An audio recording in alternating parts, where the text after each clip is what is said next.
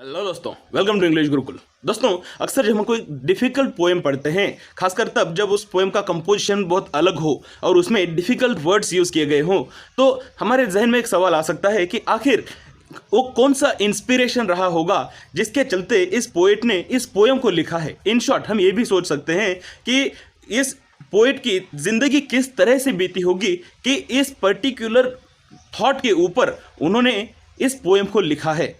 हमें अक्सर के जीवन को गहराई से जानने का मौका नहीं मिलता है। वो मौका आज हमें मिलने वाला है जब हम विलियम वर्ड्सवर्थ की autobiographical epic poem the prelude पढ़ेंगे। दोस्तों, जैसा कि इस पोएम के इंट्रोडक्शन में मैंने कहा, ये एक ऑटोबायोग्राफिकल पोएम है जिसे विलियम वर्ड्सवर्थ ने लिखा है। दोस्तों, एक इस पोएम के बारे में एक स्पेशल चीज़ अगर आपको बताऊं तो वो है कि विलियम वर्ड्सवर्थ जब 20 साल के थे तभी से उन्होंने इस पोएम के ऊपर काम करना शुरू कर दिया। उन्होंने शुरुआत किया अपने चाइल्डहुड के बारे में लिखना, और जैसे जैसे ज़िंदगी बीतती गई वो अपने जीवन के बारे में ही लिखते गए। लेकिन वो जब तक जीवित थे उन्होंने अपने जीवन काल में इस पोएम को कभी पब्लिश नहीं किया। दूसरी बात यह है कि इस पोएम को उन्होंने कभी नाम भी नहीं दिया। उनके मरणोपरांत उनके दोस्त और उनकी बीवी इन्होंने मिलकर इस पोएम को पब्लिश किया और फिर इसको नाम दिया गया द प्रील्यूड। विलियम वर्ड्सवर्थ चाहते थे कि द प्रील्यूड इसका एक सेकंड पार्ट आए जो कि द रेक्ल्यूज नाम से हो, और ये द प्रील्यूड इसकी लेंथ लगभग 10,000 लाइनों की हो गई थी, और द रेक्ल्यूज इसकी भी काफ़ी लंबी चौड़ी लेंथ होने वाली थी। और इसके बाद अगर ये दोनों पार्ट एक साथ पब्लिश कर दिए जाए जिसमें द प्रील्यूड सिर्फ एक इंट्रोडक्शन होगा द रेक्ल्यूज का, तो कुल मिलाकर ये जो कलेक्शन बनेगा ये इंग्लिश लिटरेचर का सबसे बड़ा पोएटिक कलेक्शन बन जाएगा। और जो पैराडाइज लॉस्ट जॉन मिल्टन इन्होंने लिखा हुआ सबसे लंबा पोएम है उसका रिकॉर्ड भी ये तोड़ देगा। लेकिन विलियम वर्ड्सवर्थ की ये प्लानिंग या फिर ये मनोकामना कभी पूरी नहीं हो पाई, क्योंकि उनकी ज़िंदगी में तो द प्रील्यूड पब्लिश नहीं हुआ और द रेक्ल्यूज के ऊपर वो काम करते रहे, लेकिन वो कभी कंप्लीट हो नहीं पाया। तो चलिए अब स्क्रीन के ऊपर बढ़ते हैं और नोट्स के थ्रू इस पोएम को पढ़ते हैं।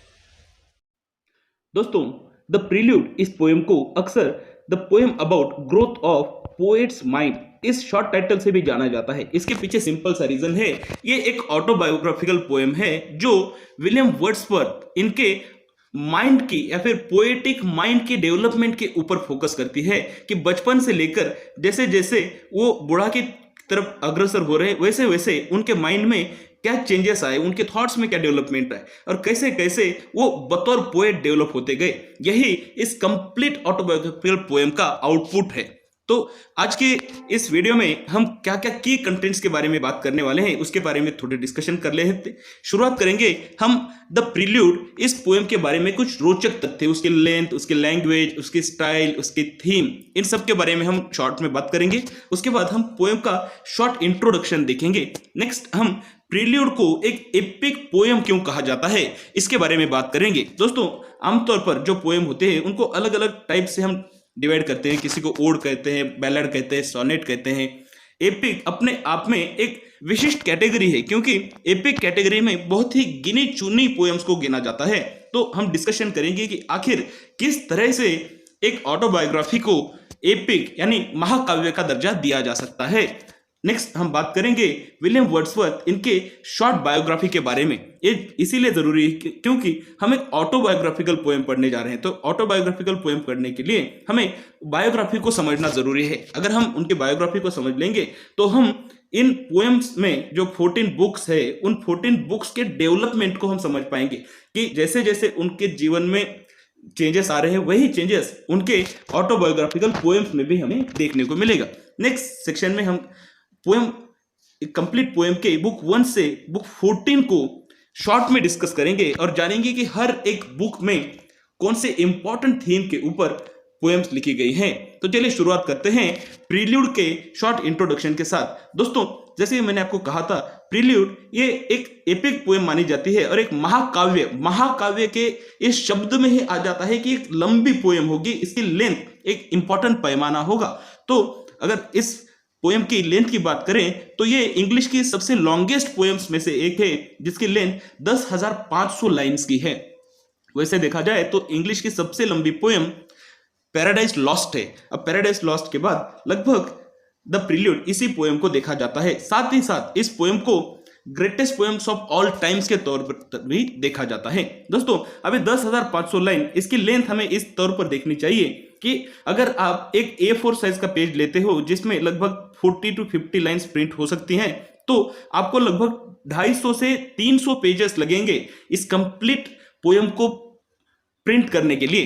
तो इतनी लंबी पोएम है, तो इसको एक कंटिन्यू पोएम ना लिखते हुए इन्हें अलग अलग बुक्स में डिवाइड किया गया है। अभी बुक्स क्योंकि एक ऑटोबायोग्राफिकल पोएम है, तो जिस तरह ऑथर का जीवन प्रोग्रेस हो रहा है, जैसे बचपन है, फिर किशोर व्यवस्था है, फिर तरुण व्यवस्था है, फिर शादीशुदा जीवन है, उसके बाद उनका पोएटिक माइंडसेट है, बुढ़ापा है, इस तरह से ये बुक 1 से लेकर बुक 14 तक प्रोग्रेस होते हुए हमें नजर आता है।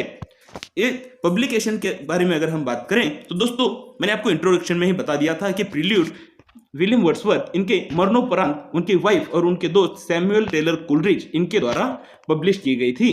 दोस्तों इस पोएम का जॉनरा एक एपिक पोएम का है और इसके पीछे रीजन है इस पोएम की लेंथ, ग्रैंड्योर और फोकस ऑन हीरोइक जर्नी। अब एक आम पोएट की जर्नी एक हीरोइक जर्नी कैसे बन जाती है, इसके बारे में हम डिस्कस करेंगे जब हम इसके बारे में जानेंगे कि इस पोएम को एपिक पोएम क्यों कहा जाता है। दोस्तों इस पोएम की लैंग्वेज के बारे में बात करें तो इस पोएम में ब्लैंक वर्सेस में पोएम लिखी गई है जो कि अनराइम्ड है। इसमें ज़्यादा राइमिंग के ऊपर फोकस नहीं किया गया है और आयम्बिक पैरामीटर में इस पोएम को लिखा गया है। अब जब हम थीम्स की बात करते हैं तो इस पोएम में हमें वैसे देखा जाए तो कई सारे थीम्स देखने को मिलते हैं, जिसमें से नेचर, चाइल्डहुड, मेमोरीज और मॉर्टेलिटी ये ऑथर के जीवन के 4 नजदीकी टॉपिक थे, क्योंकि ऑथर विलियम वर्ड्सवर्थ बचपन से ही नेचर के बहुत करीब हुआ करते थे और जैसे जैसे वो बड़े हुए अपने चाइल्डहुड के बारे में वो बहुत ज़्यादा सोचा करते थे। नेक्स्ट वो अपने जीवन की मेमोरीज को बहुत संजो कर रखा करते थे और फोर्थ मॉर्टेलिटी यानी जीवन का आखिर उद्देश्य क्या है इसके बारे में भी वो बहुत सोचा करते थे। इन थीम के साथ ही साथ अगर हम देखें तो relationship between individual and society, एक आम इंसान का उसकी सोसाइटी के साथ क्या संबंध होता है, मेमोरी एंड इमेजिनेशन और ट्रांसफॉर्मेटिव पावर ऑफ नेचर, ये भी की थीम्स हमें इस पोएम में दिखने को मिलते हैं। अगर स्टाइल की बात करें तो प्रील्यूड में हमें विविड इमेजरी देखने को मिलती है, क्योंकि इस पोएम में नेचर के ऊपर बहुत फोकस किया गया है। तो नेचर को बहुत डिटेलिंग के साथ, विविड एकदम गहराई के साथ हमें इसमें डिस्क्राइब किया हुआ दिखता है।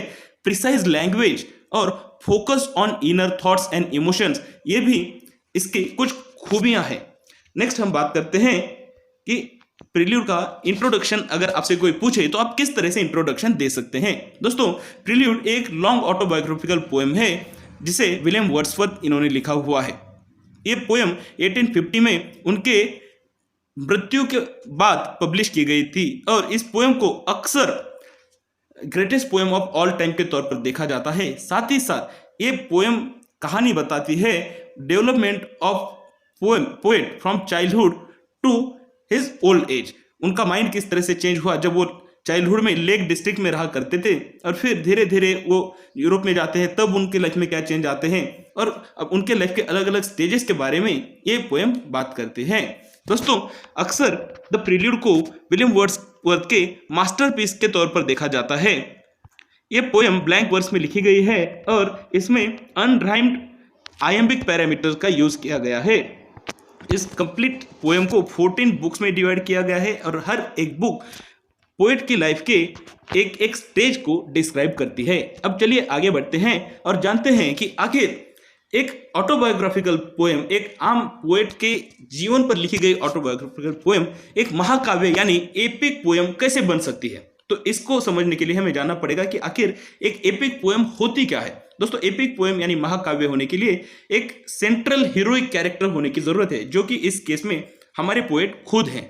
नेक्स्ट जरूरत है उसके लेंथ की, जैसे कि रामायण हम जानते हैं काफी लंबा है, उसे महाकाव्य करते, ठीक उसी तरह से 10,500 लाइन्स में लिखी गई ये कविता, ये भी उसी कैटेगरी में आ जाती है। नेक्स्ट है ब्लैंक वर्स में इसका लिखा जाना, जो कि अक्सर जो यूरोपियन क्लासिकल लिटरेचर है उनमें एपिक पोएम्स को लिखने के लिए, जैसे बीवुल्फ को लिखने के लिए ब्लैंक वर्सेस का उपयोग किया गया है। साथ ही साथ जो महाकाव्य होते हैं, जैसे उदाहरण के तौर पर रामायण अगर लें तो ऐसे महाकाव्य में अक्सर एक ग्रैंडियर होता है, एक बड़ा सेटअप होता है, कई सारे साइड की स्टोरीज होती है। जैसे रामायण में राम की कहानी के साथ साथ कैकेयी की कहानी रहती है, रावण की रहती है, विभीषण की कहानी रहती है, अलग अलग कैरेक्टर्स की कहानी रहती है। तो इस पोएम में भी हमें उनके साथ ही साथ अलग अलग लोगों के विचार, जैसे उनके दोस्त, उनकी बहन डोरोथी, जब वो यूरोप में घूमने जाते तो वहां पे भी अन्य लोगों के विचार, इन कैरेक्टर्स का भी समावेश इसमें किया जाना। और एक इंपॉर्टेंट एस्पेक्ट जो हो सकता है वो है एक यूनिवर्सल थीम का होना, जैसे कि ह्यूमन एक्सपीरियंस और exploration of relationship between individual and society. ये भी एक बड़ी सोसाइटी है। साथ ही साथ इस कंप्लीट पोएम में बात की जा रही है कि किस तरह से वो सेल्फ डिस्कवरी को कर रहे हैं, और इस सेल्फ डिस्कवरी के दौरान उनके जीवन में कौन से चैलेंजेस आ रहे हैं, कौन से ट्रबल्स आ रहे हैं, और उन्हें वो किस तरह से पार कर रहे हैं। तो ये एक हीरोइक जर्नी की तरह देखा जा रहा है। दोस्तों, एक जो हीरोइक जर्नी थी राम की जर्नी थी कि उसने बाहर रावण को जीता, और ये एक एपिक जर्नी है जिसमें वो खुद को जीत रहे हैं और खुद को एक्सप्लोर कर रहे हैं। वो खुद का नेचर के साथ, सोसाइटी के साथ रिलेशन एक्सप्लोर कर रहे हैं, खुद को अंडरस्टैंड कर रहे हैं, और इसे एक हीरोइक जर्नी की तरह देखा जा रहा है। दोस्तों, इन्हीं सारे कारणों के चलते हम द प्रिल्यूड को एक एपिक की कैटेगरी में रखते हैं और इसे एक महाकाव्य कहते हैं। दोस्तों, अब आगे बढ़ते हैं और जानते हैं विलियम वर्ड्सवर्थ, इनकी शॉर्ट बायोग्राफी के बारे में। दोस्तों, विलियम वर्ड्सवर्थ पोएट, इनका जन्म हुआ था 1717 में। अब आपको अगर इसे याद रखना है तो एक तरीका हो सकता है कि आज से 253 साल पहले इनका जन्म हुआ था। अब इसमें 250 यानी 250 ये एक याद रखने वाला है या फिर एक की आंकड़ा है, एक महत्वपूर्ण आंकड़ा है। तो इस हिसाब से आप याद रख सकते हैं कि 250 साल पहले इनका जन्म हुआ था। नेक्स्ट, जब ऑथर 8 साल के थे तब उनकी माँ एन कॉक्सन वुड्सवर्थ, इनका देहांत हो गया। अब कोई व्यक्ति जब कम उम्र में अपनी माँ को खो देता है तो उनके विचारों में या फिर जिंदगी को देखने के नजरिए में काफी बदलाव आता है, और ये हमें तब समझ में आता है जब हम बुक 14 पे पहुंचते हैं और लीगेसी के बारे में बात करते हैं, बुढ़ापे के बारे में बात करते हैं। यहाँ पे एक स्किप हो चुका है जिसमें 1783 यानी जब वो 13 साल के थे तब उनके पिता जॉन वर्ड्सवर्थ भी चल बसे और फिर वो पूरी तरह से अनाथ हो गए। दोस्तों, जैसे ही उनकी माँ का 8वें साल में देहांत हो जाता है तो वो अपने ननिहाल चले जाते हैं और वहीं पे पढ़ते हैं, वहीं पे ग्रामर पढ़ते हैं, और यहीं पे उनकी बहन डोरोथी उनके साथ वो अभी अलग हो जाते हैं और वापस वो उनसे मिलते हैं जब वो 17 साल के हो जाते हैं 1787 में। और वहीं से लेकर उनकी बहन डोरोथी लाइफ लॉन्ग उनकी कंपेनियन रहती है, और दोनों भाई बहन में इतना तालमेल रहता है, उनके वैचारिकता एक दूसरे से इतनी मिलती जुलती रहती है कि वो एक दूसरे के लाइफ लॉन्ग शेयरिंग पार्टनर रहते हैं। जब वो 17 साल के होते हैं और कैम्ब्रिज यूनिवर्सिटी में पढ़ रहे होते हैं तो तब उनकी मुलाकात सैमुअल टेलर कोलरिज इस व्यक्ति से होती है, जो कि आगे चलकर एक कवि के तौर पर भी जाने जाते हैं। दोस्तों, सैमुअल टेलर कोलरिज ये वही व्यक्ति हैं जो जिंदगी भर उनके दोस्त रहते हैं, बीच में उनके साथ कुछ वैचारिक मतभेद हो जाते हैं, दूर हो जाते हैं, लेकिन जब पोएट की डेथ हो जाती है तब वो उनकी पत्नी मैरी के साथ मिलकर प्रिल्यूड को पब्लिश करने में मदद करते हैं। 1719 यानी जब वो 20 साल के हो जाते हैं तब उनका ग्रेजुएशन कंप्लीट हो जाता है कैम्ब्रिज यूनिवर्सिटी से, और वो यूरोप की पदयात्रा करने निकल पड़ते हैं। अब वो इंग्लैंड में रहा करते थे। इंग्लैंड से सबसे नजदीकी देश अगर आप देखें तो वो फ्रांस है, तो पहले फ्रांस जाते हैं। फ्रांस जाने के बाद वो स्विट्जरलैंड, इटली, जर्मनी, इन अलग अलग देशों का दौरा करते हैं, और जब वो पदयात्रा करते हैं तो इस पदयात्रा के दौरान उन्हें जानने मिलता है, उन्हें लोगों का दुख दर्द देखने मिलता है, एक आम इंसान के साथ उनका कनेक्शन बनता है, और एक यही रीजन है कि उन्होंने अपनी पोएट्री में, अपने पोएम्स में आम इंसानों के दुख दर्द के ऊपर फोकस किया है। और जब वो लैंग्वेज यूज कर रहे हैं तो उस समय के आम इंसानों द्वारा, आम लोगों द्वारा, आम जनता द्वारा बोली गई लैंग्वेज का उन्होंने उपयोग किया है, क्योंकि कहीं ना कहीं इस पदयात्रा में उन्होंने देखा कि अगर उन्हें ज्यादा से ज्यादा लोगों तक पहुंचना है तो कॉमन लैंग्वेज का यूज करना बहुत जरूरी हो सकता है। 1791 यानी 21 साल की ये उम्र है जब वो फ्रांस में थे, और वहां पे एनेट वैलन नाम की वो खूबसूरत महिला से मिलते हैं, उनसे प्यार हो जाता है, और फिर उनके साथ उनको एक बच्ची भी होती है जिसका नाम कैथरीन होता है। 23 साल की उम्र में वो वापस इंग्लैंड में आ जाते हैं, और ये 23 साल 1793 ये वही साल है जब फ्रांस में फ्रेंच रिवॉल्यूशन अपने चरम पर आ जाती है। कहीं ना कहीं वहां से उसकी शुरुआत होती है। तो आप खुद सोचकर देखिए, एक व्यक्ति का जीवन इस तरह से बीत रहा है कि जब वो 23 साल की एक इंपॉर्टेंट उम्र के पड़ाव पर है, उस समय पर उसे फ्रेंच रिवॉल्यूशन देखने मिल रही है। तो इसी के चलते उनके जीवन में कई सारे राजनीतिक विचार आते हैं और कहीं ना कहीं वो रेडिकल पॉलिटिक्स की तरफ झुक जाते हैं। 1797 यानी जब वो 27 साल के होते हैं, उस वक्त अपने दोस्त सैमुअल टेलर कोलरिज इनके साथ मिलकर वो लिरिकल बैलाड्स इस पोएटिक कलेक्शन को पब्लिश करते हैं। और ये पब्लिकेशन जैसे ही होता है, वहां से इंग्लिश रोमांटिसिज्म की शुरुआत हुई है, ऐसा हम मानते हैं दोस्तों। और रोमांटिसिज्म के बिगिनर्स या फिर फोर फ्रंट पोएट्स में से हम विलियम वर्ड्सवर्थ इनको अक्सर गिनते हैं। 29 साल की उम्र में वो अपनी बहन डोरोथी के साथ ग्रिसमेर इस शहर में फिर से एक बार सेटल हो जाते हैं और अपनी पोएट्री लिखना कंटिन्यू करते हैं। यहाँ पर 1798 यानी 28 साल की उम्र से लेकर 38 साल यानी 1808, ये जो 10 साल है, इन 10 सालों में विलियम वर्ड्सवर्थ इन्होंने एक्सटेंसिवली पोएट्री लिखी है। और इन 10 सालों को उनके जीवन के सुवर्ण युग के तरह देखा जाता है। और इन्हीं कालखंड में उन्होंने कई सारे मास्टरपीस लिखे, जिसमें टिंटन एबी ये पोएम शामिल है और पोएम्स इन 2 वॉल्यूम्स ये भी उन्होंने इसी कालखंड में लिखी थी। 1813 इस साल में उन्होंने द एक्सकर्जन नाम का अपनी एक लॉन्ग पोएम पब्लिश की। वो भी लॉन्ग पोएम है, ठीक द प्रील्यूड इसी की तरह। और इस पोएम में वो बात करते हैं नेचर, स्पिरिचुअलिटी और ह्यूमन एक्सपीरियंसेस के बारे में। अब 1813 ये वो उम्र है जब उनकी उम्र 43 ईयर्स की हो गई और हमें देखने को मिलता है यहीं से उनके जीवन में स्पिरिचुअलिटी इसकी एंट्री होती है। जब विलियम वर्ड्सवर्थ बच्चे थे तो उस समय पर वो अपने आप को एक एथिस्ट के तौर पर बताया करते थे कि मैं किसी धर्म को नहीं मानता, मैं सिर्फ नेचर को मानता हूँ। लेकिन जैसे जैसे उनकी उम्र 40+ होती गई, उनका स्पिरिचुअलिटी की तरफ झुकाव बढ़ता गया। और अक्सर आम इंसान के जीवन में भी ऐसा होता है। कई सारे लोग बचपन से कोई देव धर्म को नहीं मानते हैं, लेकिन जैसे वो 50 के आसपास आते हैं तो धीरे धीरे वो धार्मिक होने लगते हैं और कहीं ना कहीं उनका धर्म के प्रति झुकाव बढ़ने लगता है। ऐसा ही सेम विलियम वर्ड्सवर्थ इनके साथ होते हुए हमें दिखाई देता है। 1830 यानी अपनी उम्र के 60वें साल में वो पोएट लॉरिएट बना दिए जाते हैं इंग्लैंड के। पोएट लॉरिएट का मतलब है राजकवि। अब राजकवि होना इंग्लैंड जैसे देश का ये बहुत ही सम्मानित पोस्ट होती है और ये पोस्ट उन्हें रॉबर्ट सऊदी इनके मृत्यु उपरांत दी जाती है। दोस्तों 1835 उन्हें सिविल लिस्ट पेंशन रिकॉग्निशन के साथ अवार्ड किया जाता है। और यहाँ से लेकर लगभग वो अपने अंत के 10 सालों में पोएटिक कोई भी काम नहीं करते हैं, बल्कि अपनी उम्र के आखिर के 10 साल वो किसी साधु संत की तरह बिताते हैं। और 1850 में उम्र की 80 साल में उनकी डेथ हो जाती है। उनकी मृत्यु के उपरांत उनकी पत्नी मेरी और उनके दोस्त सैमुअल टेलर कोलरिज ये दोनों प्रयास करते हैं और उन्होंने जिंदगी भर जिस पोएम पर काम किया था उस पोएम को नाम देते हैं द प्रील्यूड और उसे पब्लिश करते हैं।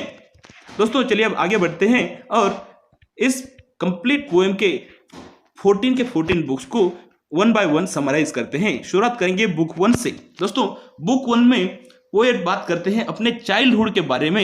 ये वो चाइल्डहुड है जो उन्होंने लेक डिस्ट्रिक्ट में बिताया है।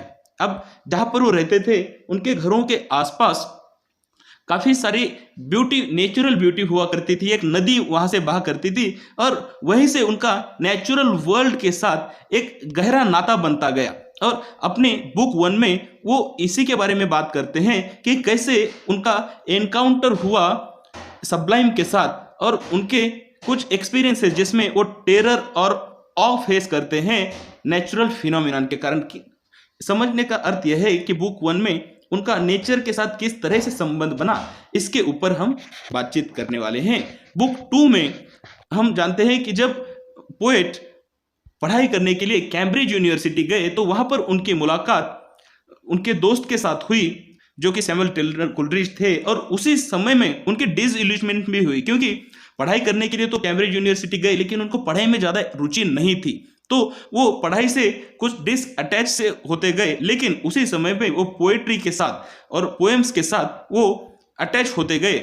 और यही वो समय है कि जब उन्होंने अलग अलग पोएट्स के साथ अपने रिलेशनशिप बनाए, अलग अलग पोएट्स के साथ वो मिले और वहीं से कहीं ना कहीं बतौर पोएट उनकी डेवलपमेंट शुरू हुई, ऐसा हम कह सकते हैं।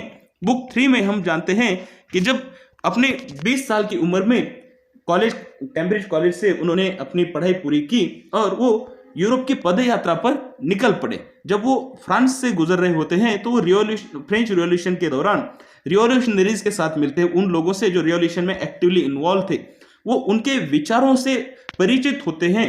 और उस समय जो फ्रेंच में पॉलिटिकल अपह्यूअल, जो राजनीतिक बदलाव हो रहा था, उस बदलाव से वो फर्स्ट हैंड रूबरू होते हैं।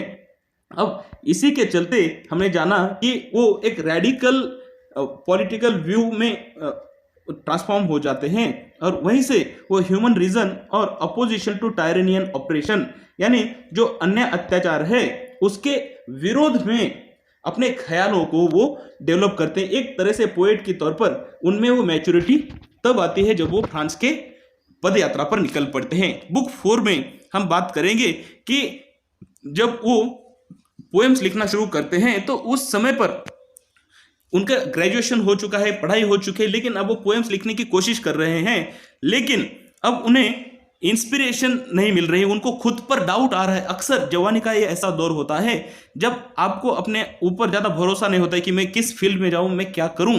तो उनके जीवन में भी हमें स्ट्रगल्स देखने को मिलते हैं, उनको खुद के ऊपर डाउट और अनसर्टेनिटी हमें देखने को मिलते हैं। और फिर वो किस तरह से इन लाइफ एक्सपीरियंसेस से ऊपर उठते हैं और फिर उनके फैमिली रिलेशनशिप्स और फ्रेंड्स के साथ रिलेशनशिप्स के बाद कैसे कैसे उनके अंदर एक आर्टिस्टिक पर्पस डेवलप होता है। यानी बुक 4 ये ऐसा समय है जब उनके खुद के ऊपर के डाउट खत्म होने लगते हैं और उन्हें समझ में आता है कि बतौर आर्टिस्ट समाज में मेरा एक स्थान है और वो स्थान है समाज को आईना दिखाना। वो मेरा स्थान है कि मैं समाज को ट्रांसफॉर्म करने के लिए, समाज को एक नई दिशा देने के लिए अपने पेन का उपयोग करूं, अपनी भाषा का उपयोग करूं। बुक 5 में हम देखते हैं कि अब वो अपने रिलेशनशिप को नेचर के साथ एक्सप्लोर कर रहे हैं।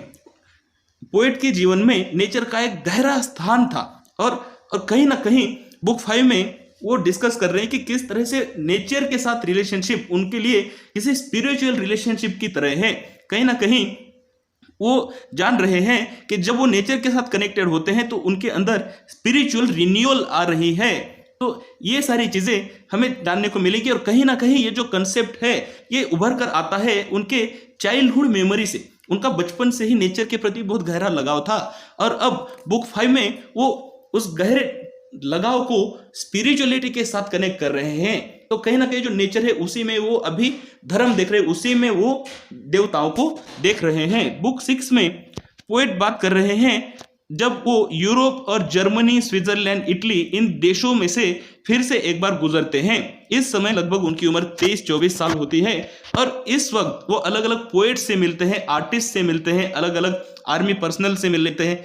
तो एक तरह से वो एक कल्चर शॉक में चले जाते हैं और उन्हें समझ में आता है कि मेरे आर्टिस्ट होना या फिर मेरे पोएट होने का अभी बहुत ज़्यादा इंपॉर्टेंस है, क्योंकि वो समय है जब फ्रेंच रिवॉल्यूशन पूरे यूरोप में फैल रही है और पूरे यूरोप में पॉलिटिकल सोशल चेंजेस आ रहे हैं।